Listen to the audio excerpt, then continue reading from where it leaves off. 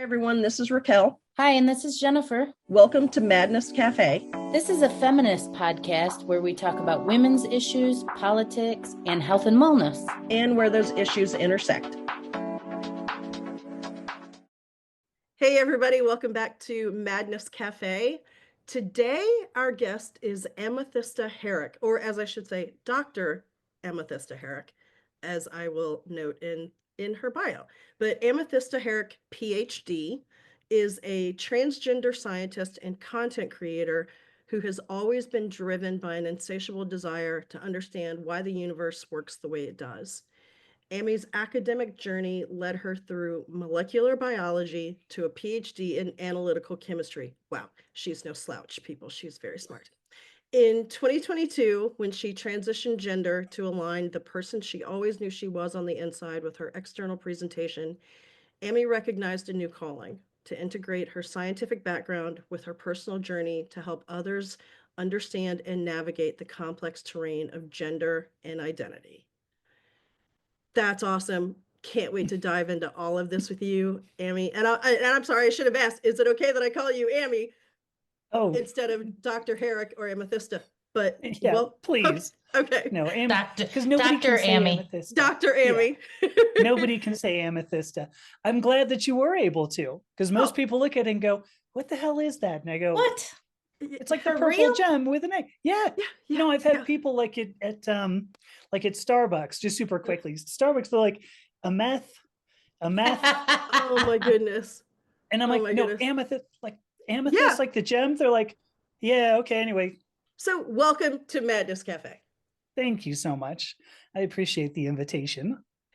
There's so much to go over. We're probably never going to get to it all. But the first thing I'd like to ask about is, you said you're a transgender scientist and a content creator, and both of those phrases are important to you. Why is that? Gosh, I didn't think I'd have to address that. There are a lot of people who go out there and particularly talk about the transgender experience and don't necessarily know the science or the psychology sufficiently to discuss it. And that doesn't mean they don't have opinions, that they shouldn't be allowed to express said opinions. But I want to make it clear that I come at the human experience and then my own transgender experience as a scientist. So that's very important to me. I also wanted to point out content creator because, I started off you read my bio, molecular biology and then analytical chemistry. I did semiconductors like you do. As one does. One does. Yeah, me either. Yeah, I know. It's a fun time. But then I went into software. So I did software and technology, got to like executive management and software companies. And none of this, I think, really defines me. Scientist does, because science is a process of always asking why. Why are things the way they are? So always questioning. Content creator, because I don't want to, for lack of a better word, I don't want to identify as a biologist, a chemist, a technologist, a software person, whatever. Now I write, now I do podcasts, now I make videos. Presumably, I don't know how well you can see, but I have, musical instruments behind me. Yeah, harp. I'm a miserable harpist, by the way, really terrible. I'll just throw that out there in case you were going to go, hey, will you play us a ditty? No. Oh, that's question number 7 on here. Yeah, dang it. I know. I was going to ask that. No, I'm miserable at it. I'm terrible. So that's why that's important. Scientist and content creator. What I'm doing right now is informed by science. This was an important part of where my journey has led me now. I really led with the idea of transgender at first. I'm like, I'm trans. Anywhere I'd go, hi, I'm transgender, and people would be like, we don't care. This is a library. Just can you keep it down over there? Oh, sorry. Yeah, we're just here to check out your book, ma'am. yeah. Don't give us a hard time. Take your book and go. Right. I wanted to lead originally with transgender because I'm very sensitive to the claim that women have made that transgender people, women, invade their spaces. I'm very, very sensitive to this. So I wanted to lead with that. But if you look at my website now, this is at least my own personal page, it says, oh, I'm a scientist and I do all these cool things. oh, and I happen to be transgender. And I did that in that order because now I guess I don't see a distinction.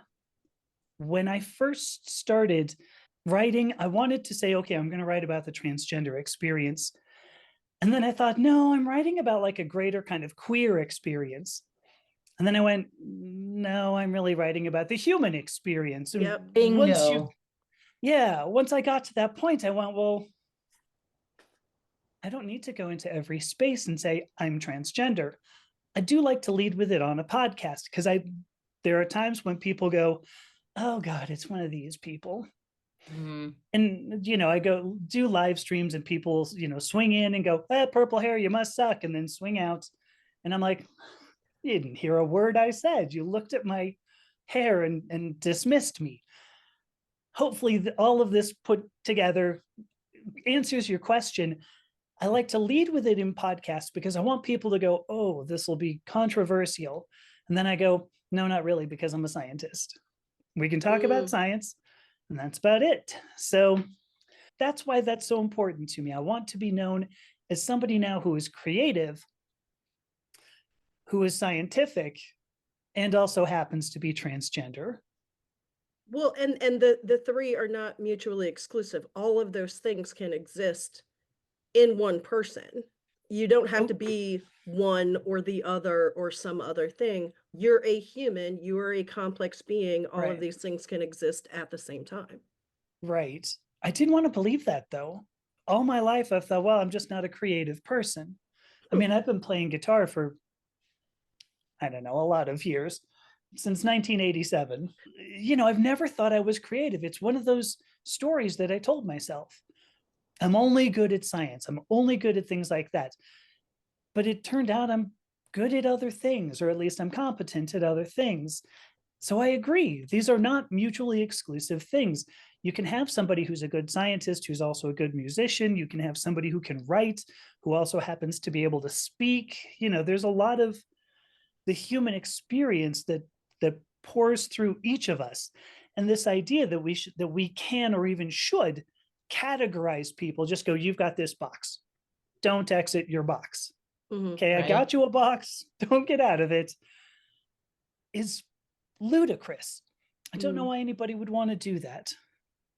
Control. To keep people small. They see themselves as small, and why should anybody else have any sort of largesse or, have any other facets to them? Yeah, that's totally it. And the worst thing is that we know that they feel small.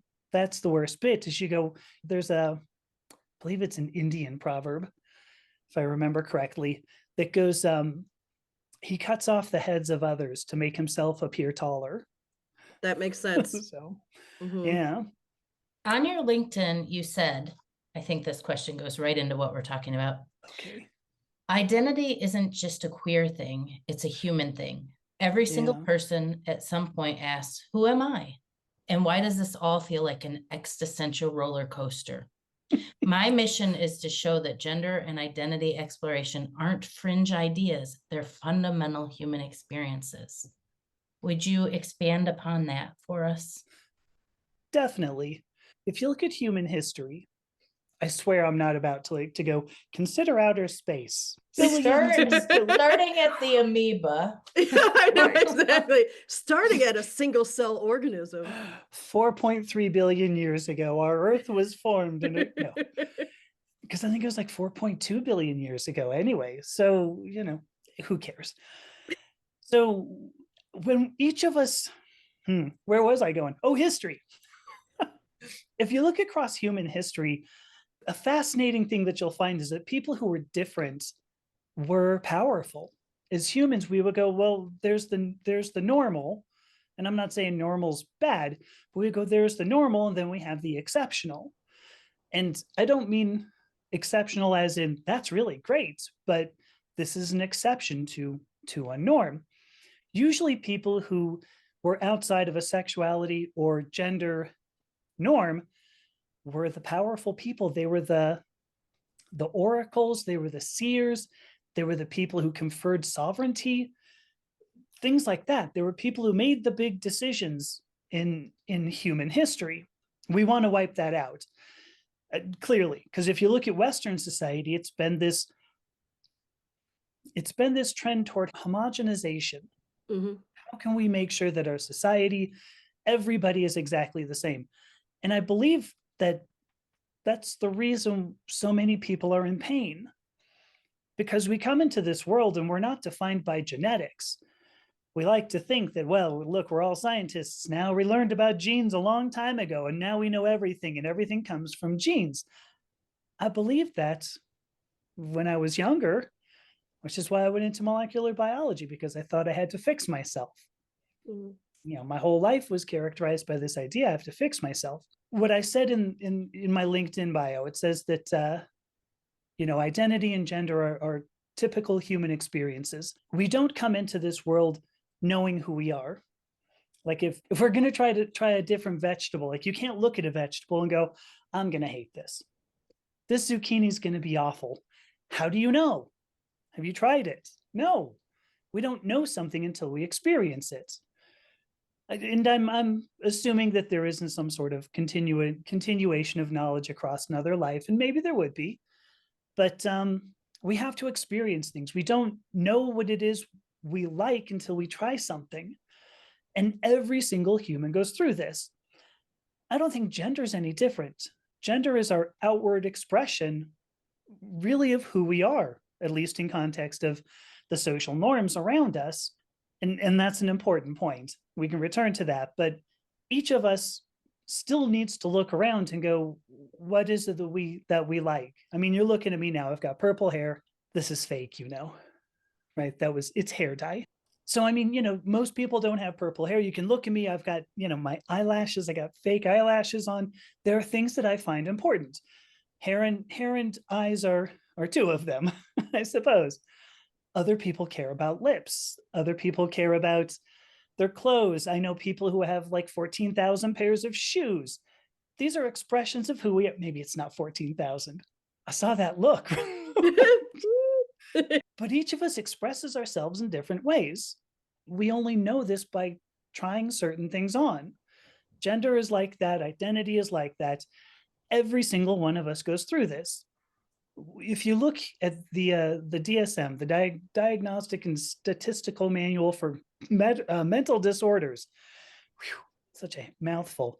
DSM-5 lists gender dysphoria as a mismatch, a perceived mismatch between your gender and the assigned sex at birth. I believe they say the assigned gender at birth, which is inaccurate, but from a scientific standpoint. There are subclassifications in there. Like one of them says, you wish you could be treated as the opposite gender. And I will virtually guarantee when I was in technology, there were women who looked at me and said, God, I wish I could be treated like that. Yep. Mm-hmm. I wish I was Guarantee it. perceived. Yeah, I wish I was perceived as, middle class. How many women out there right now, if I said, don't you wish you were perceived as a middle class white man, would go, Yep. fuck yes, I mean, please. not perceived as one, but given the same Treated the same. level of Yeah. respect and Yes, ability right. to get a job and Mhm. Right. The ability to make mistakes and yep. the ability to not be the basically avatar for your entire race and sex. All those things. The ability to look like a slob and people still go, oh, the sexiest man alive, right? Yes, exactly. Yes. The ability to go out and just speak absurdities and have people go, it's probably true. Yeah. You ought to Yeah. And know. to think, wow, that person's brilliant. You hit a nerve here. Yes, you did. Well, I did say, though, I've been a lifelong feminist, and it's obvious, there are threads that you can see in our society. And those are aspects of gender dysphoria. Everybody goes through these, because I'm sure you could name stories in your life. If I were to say, look, Jennifer, tell me a story. Give me a story about, I don't know, a time you put on a dress or some outfit. Let me just say some outfit. And you went out and your parents went, are you wearing that? Or the man I was dating who said, Yeah. are you going to wear that out of the house? Right. Oh, Yeah. yeah. Yeah. Right. That's when you go, oh, I failed to fulfill some social norm as being presented by this person judging me. that's gender dysphoria. And that's not a transgender thing. That's No. not something that's a homosexual thing. That Oh, is Mhm. just what humans do. that's We really go, interesting to hear you describe it that way, because I don't think I've ever thought about it quite like that. And I Mhm. think it makes total and complete sense. I love framing it like that. The reason I really, really want to frame it like that and sort of pound on it is because transgender people are looked at as abnormal. Because everybody, supposedly, you grow up and you just like your gender. You go, I love Mhm. everything about my gender. But none of us likes everything about every social norm Mhm. in our societies. Mhm. And that includes fashion, that includes makeup, that includes behavior, that includes the way that people are treated in certain areas. I mean, it's not a queer thing. Right. It's It is not. a human experience not to appreciate parts of our society. That's why societies change. In fact, for Mhm. that matter, somewhat ironically, that's how Judith Butler ended up developing their idea of gender as performing social norms, right? This the Mhm. idea of performativity, because you can see social norms change. If I were to ask Right. you what are these social norms, if I were to say, long lavish hair and beautiful makeup and Mhm. high heels, Well, what? that used to be men. Thank you. Yeah. Right, French Revolution, just before the French Absolutely. Revolution, Absolutely. it made them look powerful. Mhm. Now we look at those as very feminine traits, but they weren't. They used to be very hugely masculine. And then at the time, right, you had to wear corsets, have a Mhm. 13-inch waist, and Mhm. apparently look consumptive, which is, I guess that's great. This is why we have rouge Yeah. now. Apparently, we people only made rouge because it was like, oh, you've got consumption. That's great. Your cheeks are all red. I'd like to look poor like you. Oh, Here I am in wow. my sorry, French nobility. Yeah, no, no, it all comes Right. in because what you're saying is all of this is on a continuum. Things change, Yes. right? Yes. The norms or definitions or presentations of male and female, masculine and feminine Yeah. change over time and can even change within a person's lifetime. Oh, sure. I'm sorry to just jump in like this, but one thing that Mm-mm, that please. that popped into my head with this is that we have these ideas of what defines a woman, right? Gives birth, has a uterus, has a blah blah blah, has this. Well, what if a woman doesn't give birth? Does that make her any less a woman? What if a Right. woman has a hysterectomy and no longer has a uterus? Does that make her any less a Right. woman? Right. Right. What if a woman doesn't have long hair and doesn't wear makeup and doesn't feel what we now term as feminine? Does that make her any less a woman? It's What is a woman? exactly. So what is it? Does that mean that women of a certain age who don't menstruate anymore are we not women anymore? But it doesn't come into the conversation, right? Like all of these nuances are never discussed when we talk about, oh, what's a man? What's a woman? How do you define this? Blah blah blah. Right. Right. Well, I mean, there was an executive order, right, that was signed, by the new administration Ugh. for second day of his administration. Yeah, Yes. and it was a lovely one too because it's named "Protecting Women from Ugh. from Gender Ideology Extremism." Okay, Yep, yep, Ugh. yep. I did a whole live stream on this because if you read through the thing, it says, well, there are sex-based opportunities, two of which were pointed out, by the way, just so you know. One of them was a domestic abuse shelters. I kid you not. I'm like, wait a minute. One of the sex-based opportunities in Western society is to be abused in your own home, that you need to escape and go somewhere so that you can get away from the shitbag Oh my who's Mhm. God. beating. Protecting women, are we? Why don't we look at How, domestic abuse then? yeah, how Screw about transgender women. yeah, how about not beat women? That's a thought, Yeah. That would isn't require it? men to make a change. That's the Oh, that's thing. right. That's asking too much. Oops. It is.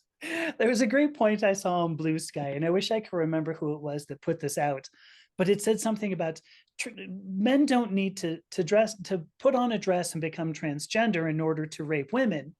That would be foolish in a society that actually treats rapists better than transgender women. Exactly. Mm-hmm. Mm-hmm. It's like, Exactly. well, if all I wanted to do is get laid, yeah, I'm not going to go through all of this. No, I could you just don't get need to. elected. Right. Yeah. Yeah. Early in this conversation, you said that there were women's spaces that a lot of, Mm. I don't quite know how to ask this question, that maybe transgender people were pushing into. Describe that to us, because that to me, well, that's just not right. So I'm sensitive to it. When I was, oh my gosh, I mean, this goes back as far as, well, let me give you a little bit more history, because I would say by about 4 years old, probably by 4 years old, I was well aware that I was being treated in a way that didn't match the way I felt about myself. I grew up Mm. with three sisters, and I just assumed we were all girls. Just seemed totally normal, right? We're all girls.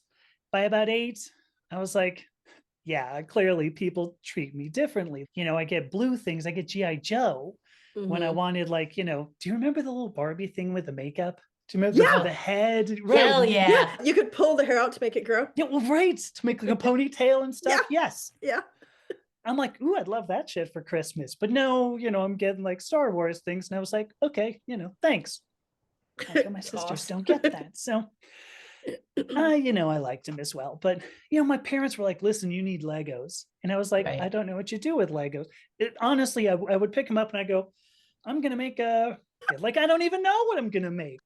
Women's spaces. So by the time I was about 14, 16, I was, I was dressing in my sister's clothing at the time anyway, but I started buying my own so that when I was an undergraduate, I had my own makeup, I had clothes, and I would just dress up and go places.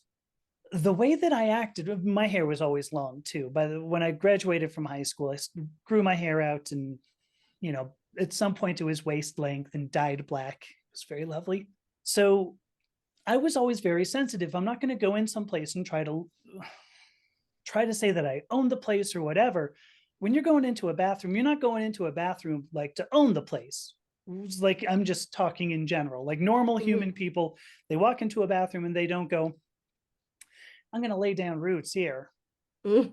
Right. Right. Right. Just going to use it and get out of here as Yeah, fast as I exactly. can. I got something to do and then I got to go. Yeah, you want to go pee, you're going to get out. There's no reason for it to go any further. I bring any of this up to say that I have always treated women's spaces as the same as any other space. You need to be considerate of other people. I don't care what it is. Go Mm-hmm. into McDonald's, you're like, you're not going to like push an old man out of the way. Get out of the way, Grandpa. I need some fries. Maybe I'll get an apple pie. You're not going to do that. I'm very sensitive to this, but at the same time, when I've gone into women's spaces dressed up, nobody ever questioned me. And I get it, my facial features are not particularly masculine. I mean, I get it. There are bits about me that probably helped in that regard. So when somebody says that I'm a danger in a woman's space, I don't believe any woman has ever felt in danger around me. Like, I'd Mm-hmm. be really hard pressed to believe that. I'm very mild mannered. There are times I get angry, but I have never touched another human. I've never hit another human. I've never caused another human to avail themselves of these sex-based opportunities like domestic abuse shelters, right? Mm-hmm. So I don't know exactly where all I wanted to go on this, other than to say that I do believe that it's important for people to feel safe where they go. I don't know if the bathroom is the only place where that should apply. I mean, if you're going to worry, because this executive order originally, initially has information about how, the way sex is supposed to work, definite redefinitions of sex that are nonsensical, but also about how transgender women should stay out of these spaces because women feel unsafe. And if you really, really want to protect women, what you're going to do is ask yourself why women would feel so unsafe in this society. Mm, Because it's mhm. not because of me. I know Right, that. No, it's right. not. It's, No, you know, it's because the truth of that legislation is they want to get women to a point again where they can no longer vote, of Mhm. course. where they have no say, where they're stuck in the house. They can't leave that abuser that you were talking about. This is not a bill to protect women. Mm-mm. No, No, it's no. and it's part of a slippery slope. You start with the group that is deemed to be the most vulnerable, and then Mm-hmm. you just go with slightly bigger groups until you've taken Absolutely. away everyone's rights except for rich white men. And I am very specific in saying rich white men, because if you Yeah, don't have any money, they don't care if you're white or male. It's truth. just basically the landed gentry is all that they care about. Yeah. Yeah, no, I'm with you on that. There's no doubt that I personally am being used as a scapegoat Hmm. to justify behavior done by people like Elon Musk and Donald Trump and pretty much everybody on his cabinet. Hmm. Maybe not Tulsi Gabbard, but Oh no, I'm sure she's done her fair share of damage. I'm sure. Well, She's that's there true. for a reason. Yeah, Well, that's a exactly. good point. That's a good Yeah. point. Hmm. So, but I'm being used as a scapegoat. Hmm. And it's the same scapegoating we've seen, I mean, across Western history, right? Mm. I mean, if you look at the very beginning of the country, there were, I mean, obviously there were slaves from Africa that were scapegoats of every crime known to humanity. Still are. Still are. Yeah.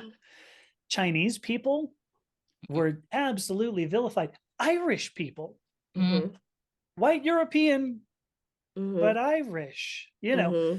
It's just we got to find a scapegoat so Yeah. that nobody stops long enough to go, why do women feel unsafe?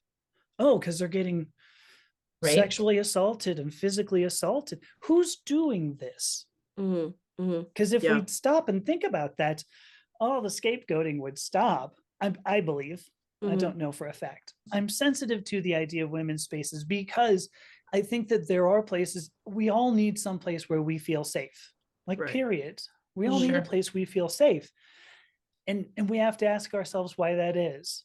Right. Not who's going in there to make it unsafe, but why do we need this in our lives? Why is our society so unsafe?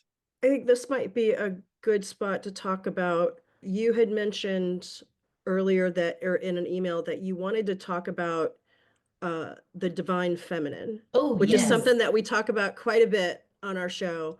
What you brought up, the dearth of femininity, I think that might have a little bit to do why women feel unsafe. But anyway, you said you wanted to It talk does. about the divine feminine and how that has affected your life and Western society, and how society is suffering from just horrible lack of divine feminine. Hmm.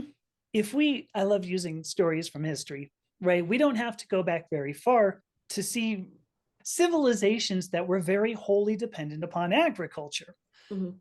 We still are here in Western society, but a lot of people go, "What agriculture? I just go down to the market and I pick up, Cheerios and I'm done." Mhm. Well, there's more to that. Like somebody has to grow the wheat, and then somebody has to grind the wheat, etc. We're very divorced from that now. But when each of us, or when there were communities that had people growing the crops and growing livestock, so that you had no choice to understand the cycle of life, it was obvious that you needed a masculine and a feminine. I feel like I'm starting already And that going the poorly, but masculine and feminine were not necessarily masculine in a male body and feminine in a female body. oh, certainly not. No, let me go a little bit. I'm going to Okay, go sorry. esoteric. All right, ready? No, no, no, it's Sure. great. I am very interested all my life, been interested in magic.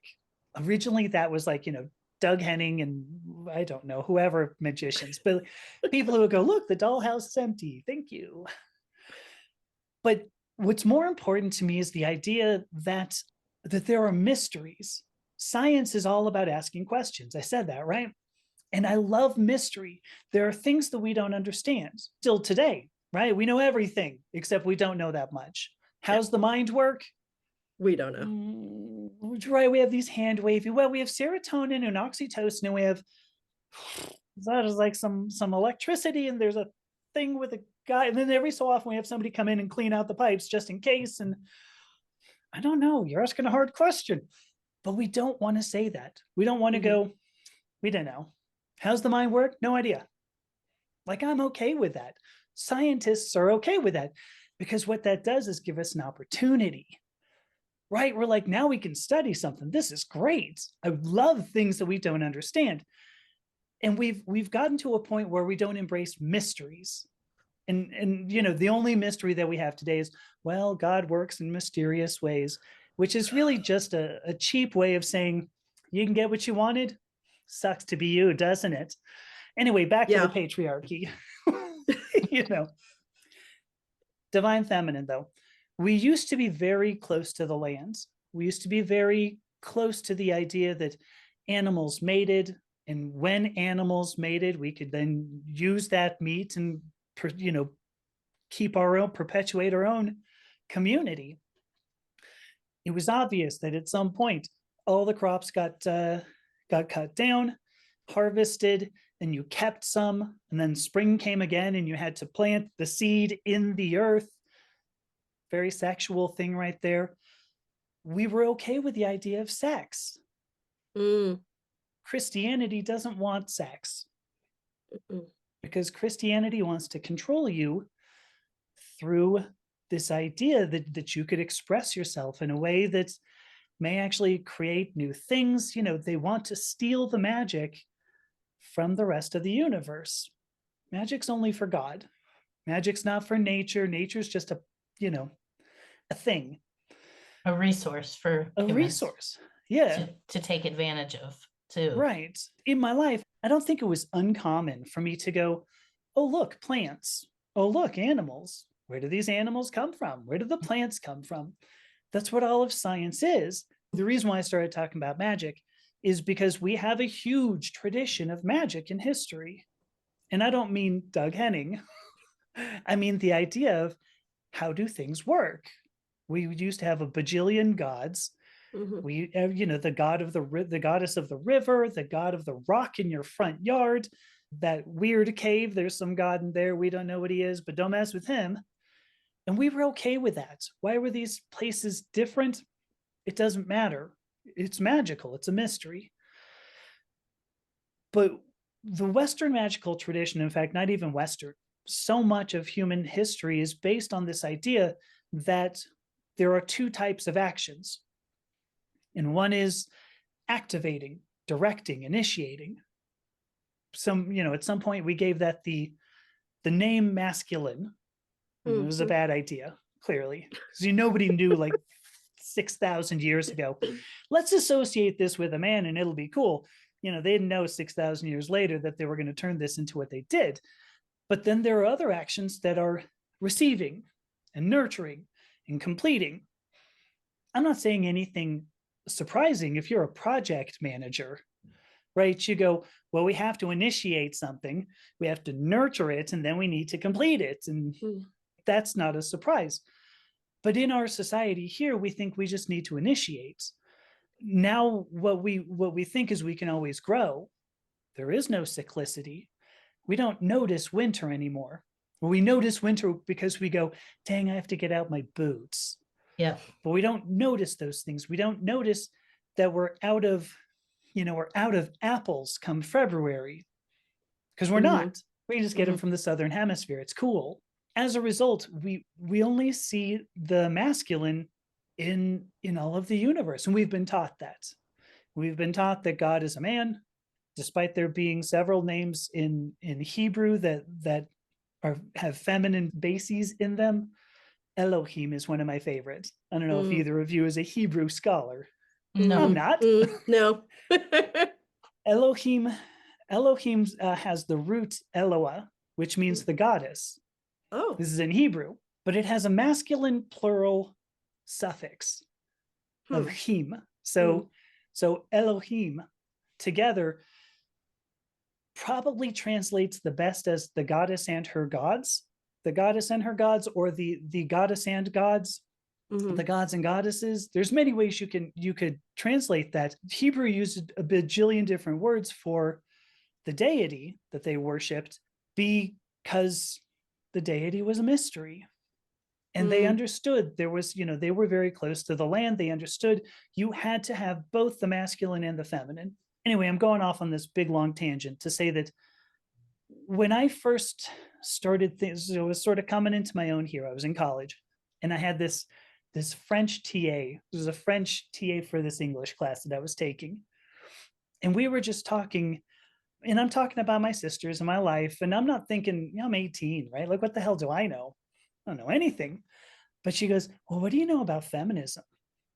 And I go, I don't know. I think I've heard it's kind of a bad word. And she goes, no, no, no, no, no, no. She was so fun. I wish I could remember her name.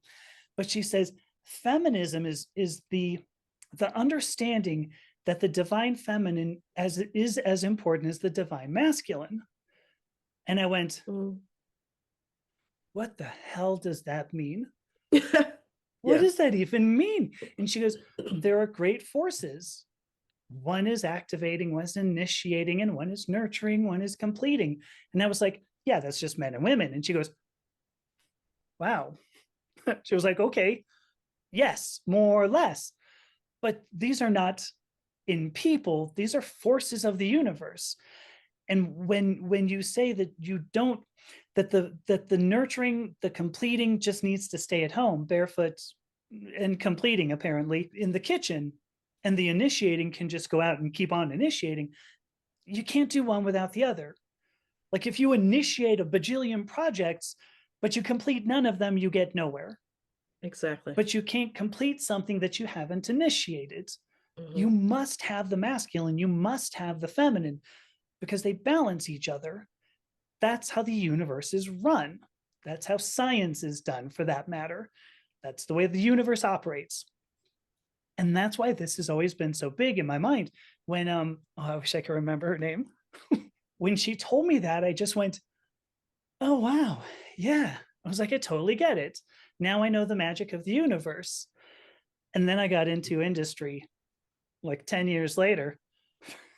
And it was like, nope, all you have to do is just, keep running 24/7, 365 days a year. And this is what we do now. We think it's okay for us to run 365 days a year instead of taking a Mhm. rest. I'm going to throw out a software analogy here. There's a methodology for developing software. It's just called Agile. And there are many ways Mm. of doing Agile methodologies. The one that I like the best is called Scrum. And the idea is that you come up with these, what's the long-term idea of what you want to do, but each of the long-term goals is broken down into smaller goals that are cyclical.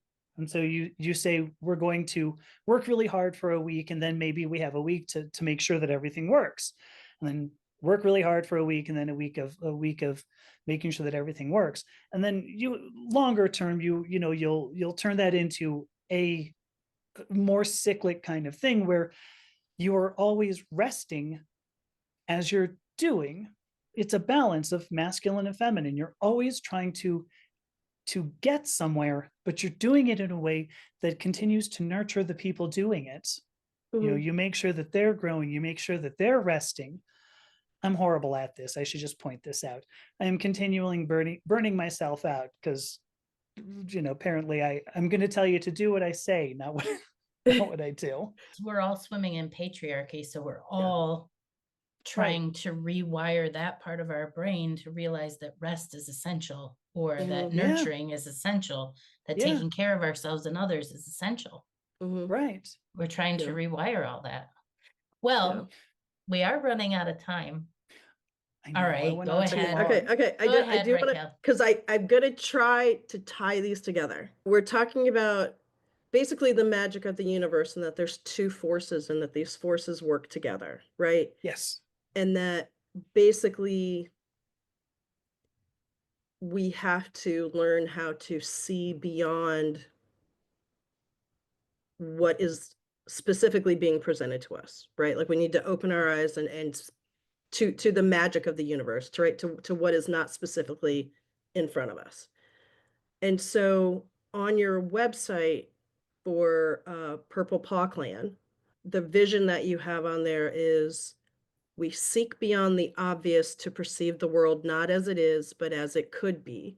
A world where identity is understood as a spectrum of human experience, validated both by science and empathy, i.e., masculine forces and feminine forces. Yes. Yeah. And so I think we would be just, we would be doing all of ourselves a disservice if we didn't at least talk a little bit about the work that you do, that you're, with Purple Paw Clan, Sure. and what basically the work that you're doing with that, because I think that's incredibly important as we're trying to vision the world as it could be.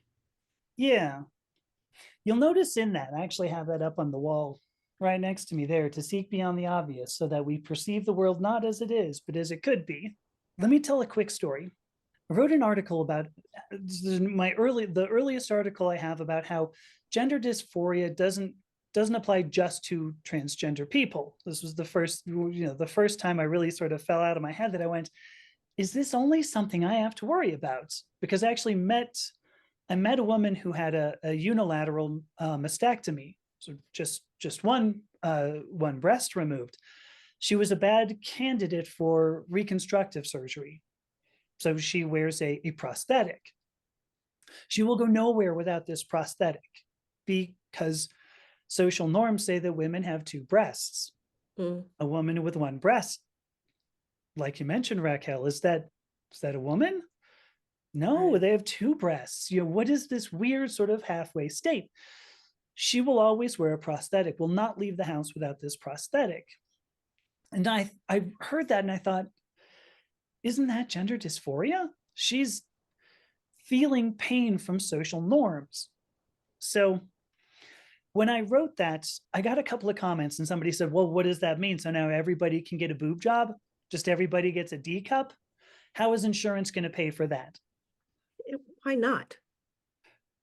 It's a good question, first of all. But Okay, secondly, sure. well, why are we talking about insurance? I was like, I'm talking about a redefinition of gender dysphoria. And I Mhm. think if we looked at identity as something that each of us just does, that it's not something that is based in pathologies. Or executive orders. Woo, touche. Oh my. If we looked at it as something that each of us does, then we'd be in a much different place. Maybe insurance would be different. Maybe our executive orders would all be pushed to the side, along with certain people, hopefully pushed to the edge of the herd. So I thought of, it's like, well, you're looking at the world as it is. You're looking at the world as a set of pathologies that insurance has to go and rectify in some way. And then our science, does it in a way that none of us ends up liking anyway, which is sad. So it struck me, I see the world, I see the world beyond that. It's not insurance. Like, let's not talk about the way the world is now and the way that it is structured poorly. Let's think about where we could go, because that's every human experience. When we're born, we don't know what we're going to do. Your parents may say, like my poor kid, both of his parents, have PhDs in chemistry. And at some point, and it was not that long ago, but my kid goes, I'm not going to be a chemist, right? And I said, I hope not. And I think my kid was like, wait, really? You don't care if I don't follow in your footsteps? I'm like, I'm not a chemist anyway. Like, I do other things, right? It doesn't make a difference. Go and do the things that you know how to do. Because when you do the things you know how to do, you're going to be happier. And there's been a lot of work done that when you are happier, your environment is as well. Imagine if we were all happy, Mm. right? What a different world we would have. The work that I am doing is to make the human experience, again, a mystery. We've turned it into, we're going to have this structure. You're going to go to kindergarten, and in kindergarten, you're going to be taught gender roles, and then you're going to get to third grade, and then you're going to have to take some, this and whatever. We're going to throw you into high school. You get to college, and then you better get a graduate degree, because if you don't, and then you're going to have student loans, but maybe they'll be, forgiven, but they're not going to, because an executive order. And then watch out, because maybe somebody's going to come up with a van and throw you in the back of the van, and you're off to El Salvador. No, that's not the human experience. It isn't a structured experience like this. It is a mystery. And so my work is based on, let's make this a mystery again. Make life mysterious again. I feel like I have a saying I'm going to get a purple hat. Yeah. Make life MLMA, right? Yeah. So that's what I'm doing. I also, if you don't mind, the word clan, I shuddered the first time that sort of pulled together for me, because I grew up in the 70s and in the 80s. There were two words that would make me shudder. One of them was clan, right? Because it's got a history. Mm, It does have a history. it does. The other one is queer, right? Yep. That was a huge slur. But a third one too, less so, was pagan. That was an insult as well. And I have seen in my lifetime, I am pagan, and I'm actually pretty proud of that. I am pagan. That means I revere the earth. We've reclaimed that. I have used the word queer several times in this conversation because it's totally normal. We've reclaimed this word. A clan, and if you want the quickie story on where Purple Paw even came from, I chose the name clan because it has to do with the story, first of all, but I also want to reclaim that, because that is a piece of American history that is despicable, absolutely despicable, that I'd love to reclaim and just sort of till under the earth, like we used to do after the harvest was done and we cut down all the corn stalks. We just till it under. See, back to agriculture. Anyway, the work that I'm doing, we need two ideas on the human experience. One, that we learn that each of us owns our own identity. I can't tell you who you are. Only you can. And if you tell me, I have no claim on it. Like, I can't tell you you're wrong. I can't tell you there's a better way. I can't. But then the other part of it is that I'm going to put this in words that I really stole from Ayn Rand. So I'm throwing that out there, and people are going to be like, I can't believe I've been listening to this bin for an hour. And no, moral obligation. I believe our greatest moral obligation is to find that person inside and make that person real. Because that's the way that we end up happy. And happy people makes a happy society, makes a happy world. Are we going to be less rich? Oh gosh, maybe. Are we going to have fewer technological advances? Maybe. Are these making us better now? We're not happy now. That's the work that I'm doing. Do I have time to tell the Purple Paw story? You got one more, whatever you want to tell the audience that we didn't give you a chance to. This is it. Right around the time I was transitioning. So this was 2022. I think it was early 2022. My son comes home with this one book, Warrior Cats. So I'm reading these books. In this book, there's a cat named Rusty, and he's just a cat. All right. Someday he walks out into the backyard, he jumps up on the fence, and he sees a forest, and he goes, oh my gosh, what's in the forest? I wonder. And then he goes, oh, hang on, wet food time. Who cares? Goes running back, right? Eats wet food like you do, like cats do. Next day goes on, goes, dang, that forest looks really cool. Really, really cool. And then, wet food time, whatever. Somebody's going to give him scritchings, whatever you get. But then he goes out into the forest and he's looking around going, wow, this is really cool. And a couple of cats come up, forest cats, clan cats, as they were called. Written in Britain, written in English. Most of them are either English or like Brazilian. They don't have the history of it. The clan cats go, what are you doing in our forest? And Rusty goes, how is this your forest? Like, I'm just a cat. And they go, you're not a cat. You're a kitty pet. You are safe. And there you are living in your little house. It's wet food time. You're going to get scritchings, sit in somebody's lap. It's an easy life. Good luck, kid. And they take off. And Rusty's like, jerks. The next day, goes back into the forest and goes, I could totally do this. I know that there's more to me than like wet food time and laying in somebody's lap. I know there's more to me. Meets these clan cats again. And the one says, you could never do this. And Rusty says, how do you know who I am? And so the leader of that cat, sorry, I'm going to get a little emotional. Jeez, it's already happening. The leader of that clan goes, yeah, can you keep up with us? And Rusty goes, heck yeah. And so she goes, cool, do it. And they all go bust an ass. They're running off. And Rusty has to make this choice. He looks back and he sees, wet food time, lap with scritchins, safety, relative safety. Everything about him can be defined, well defined, because he's going to be a kitty pet, safe. Or he can go and become a clan cat, live in the forest. And he doesn't know,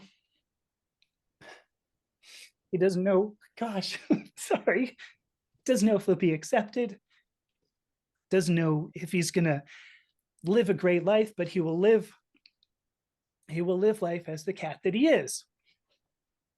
Hopefully you're seeing this allegory by now. Because that's exactly the choice that I've faced for 52 years of my life. And when I finally made this decision to transition, I did that same thing. I kept on looking back and going, God, I've got this whole life. It's so safe. It's so safe. I could be rich. I can continue being, relatively rich, whatever. But I'm going to be miserable. Or I could take off into this great unknown, find who I am, be who that is. So I loved that story. And obviously I like the color purple. And in these stories, when a cat's born, they get given a name Kit. They're such and such Kit. I'll spoil this for you. Rusty goes off, becomes a clan cat. They call him the name Fire Paw. He hasn't become a soldier. He hasn't become a real member of the clan. So he's Fire Paw. Then he becomes Fire Heart, I believe. And then he becomes a leader of the clan.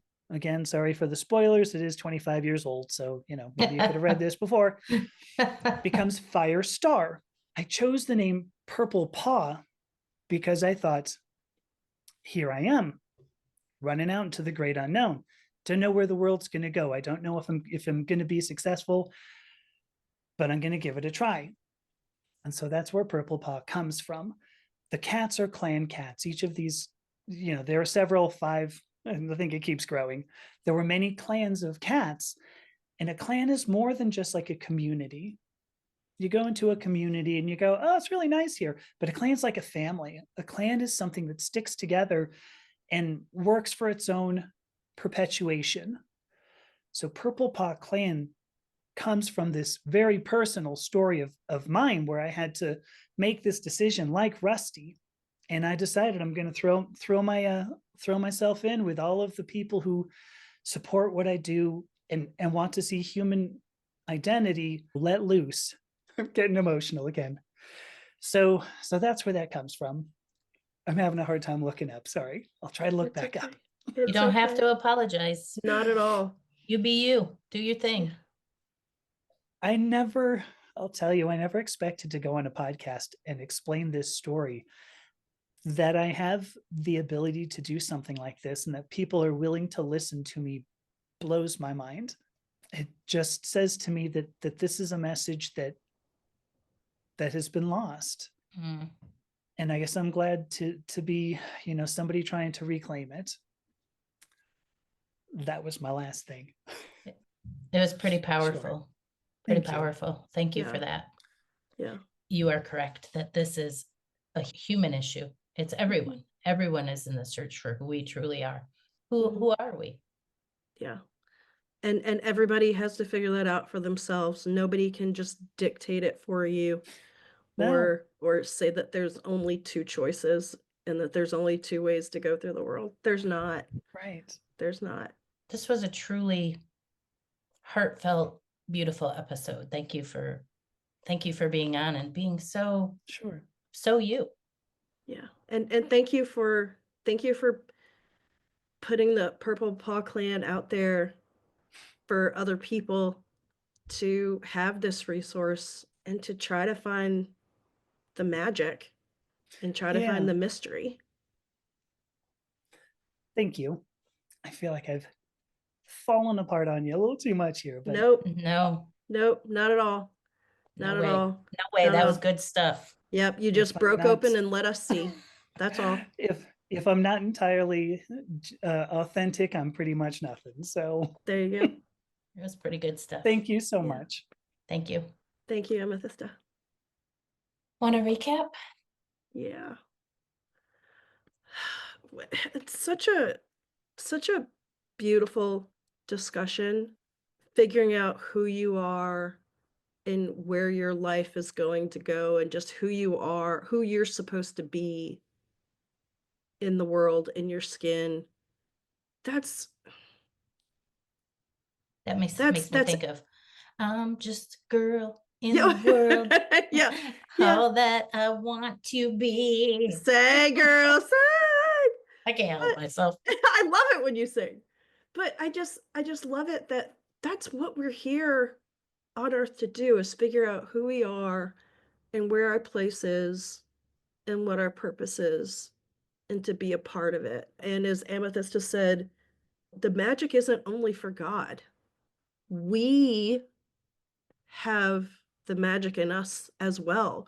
We can access that. We can share that magic. We can help each other find that magic. That's just such a beautiful thing. This whole idea of gender dysmorphia being on the DSM-SSSSS, whatever that thing is. Yeah, the is- DSM-5. DSM-5 is fucking ridiculous to start off with. But also, I have never heard anyone explain it the way Amethysta did, talking about everyone has gender dysmorphia and or has experienced it, doesn't have it, it's not a disease, but everyone has experienced feelings. It's an experience. It's an experience. And I thought back to everything I've ever said on this podcast. Remember me saying being a girl was the bane of my existence. Yep. The bane of my existence. I hated being a girl because I hated the way I was treated as a girl. It's not that I don't like the feminine people in my life. I don't like the way I was treated Exactly. as a girl. And I didn't. And why would you like the way that you were treated? And I didn't necessarily like high heels or dresses, or my daughter said my style is very industrial. I have an industrial. And, you know, I kind of prefer clothing that is genderless. I kind of do. But then I like weird touches, like hearts on my stuff or whatever. And that's okay. And who says and I guess only women can wear hearts? Right. I guess that's a feminine expression. I don't know. Yeah. I loved that whole discussion because I really do believe that all of us have thought about those things in some regard, whether it be the toys that were given for Christmas or the clothing that we're supposed to wear, or the fact that the minute we're born, it's a boy, it's a girl, it's pink, it's blue. It's from the minute we're born. And oh, and be a man, man up. Okay, what does that mean exactly? Right. And this whole idea of, and I think there are a lot of people on earth working on this concept right now, but the whole idea that the magic and the balance is the masculine and the feminine coming together. And as we see every day when the sun comes up and then it goes down and the moon is up and the sun is up, we are in a secular nature. This idea of rest in the winter, that we do the same thing for 300, how many days in a year? 365? 365, yeah. 365, we do the exact same thing every day. That is not nature. The fact that we have forgotten that we don't usually have apples by the end of winter, that spring is a time to plant. Yeah. I believe that she is 100% correct, that we have been taken from nature. We are very disconnected. Very disconnected. And all of these things, these cycles, etc., are the masculine and the feminine together. Hmm. And I, for one, I don't think that this should be a world where the women just take over and do it all. That's just women doing a masculine thing. We need all of us to have our own internal masculine and feminine, Hmm. and to become who we were truly meant to be. And I think, Raquel, I think that's the process that we've been on since we started this podcast. Hmm. We've each been delving into this world of who the heck am I, actually? Yeah. Yeah, absolutely. Without patriarchy, without capitalism, without what I was programmed to be. Yeah. Who am I in the Yeah. essence of this? And how do I define me? Not Yes. what outside forces are telling me I'm supposed to be, but how do I define me? Because Yes. I know me. I just have to reconnect with me. But the world sees this as a transgender issue. And And it's more than that. It's a it's human issue. human issue. It's a human issue. It is what it is to be human. I just have to say, some friends and I went to a showing of the John Lewis documentary Good Trouble Oh, on Friday. And then there was a panel afterwards. oh, And cool. it was just so cool. It was such a great experience. One of the speakers on the panel, I believe his name is Gerald Griggs, and I think he's the president of the NAACP. Like, I don't know if he's president of the national chapter or maybe just the Atlanta chapter. I'm not totally sure. But what he talked about was everything that's happening, with different groups being targeted, trans people being targeted, and women being targeted, and Black people being like all these targets, all these subgroups. We're not subgroups. What is happening to one can happen to the rest of us. It does happen to the rest of us. Exactly. And so, but what he was saying is, we are in all of this together. We are not, there needs to be unity in this fight, in this existence. That essentially what he was saying is that this is a human issue. This isn't a trans issue or a woman issue or an immigrant issue. This is a human This is issue. us allowing a scapegoat to exist. And when we all Exactly. stand up and say, no more scapegoats. When we stand up for each other, when we stand up for humanity. And also, I think what Amethysta said about when we decide who we are, when we accept that of ourselves and we stand up that, and no one can take that away from us, that is perhaps, she didn't say these words, but that is perhaps our resistance. Because if I can be me, you can be you, she can be her. Yeah. There's no stopping us when we are who we are. Absolutely. Absolutely. It is the unity And we're just going to get of sick. humans. And we're just going to get sick of Trump, and we're going to kick him out. Yes, Jesus. Yes, Jesus. We're just going to get sick of this shit, and we're just going to say no more. It's done. Yeah. It's done. Yeah. And Done. people are already saying no. People are standing up. They're standing up together and for each other in whatever way that it's comfortable for them to stand up. But people are unifying. People are standing up for their fellow humans. Yeah. And we're seeing and we're catching a new vision. We are catching a new vision. We absolutely are. And the work that Amethysta is doing is part of that new vision. Absolutely. There's hope for us. Absolutely. Yeah. Bye, Raquel. Bye, Jennifer. Thanks for listening to today's episode. If you like this episode, please share it with a friend. Or you could leave us a comment and a 5-star review, or email us at madnesscafepodcast@gmail.com. Thanks, everybody.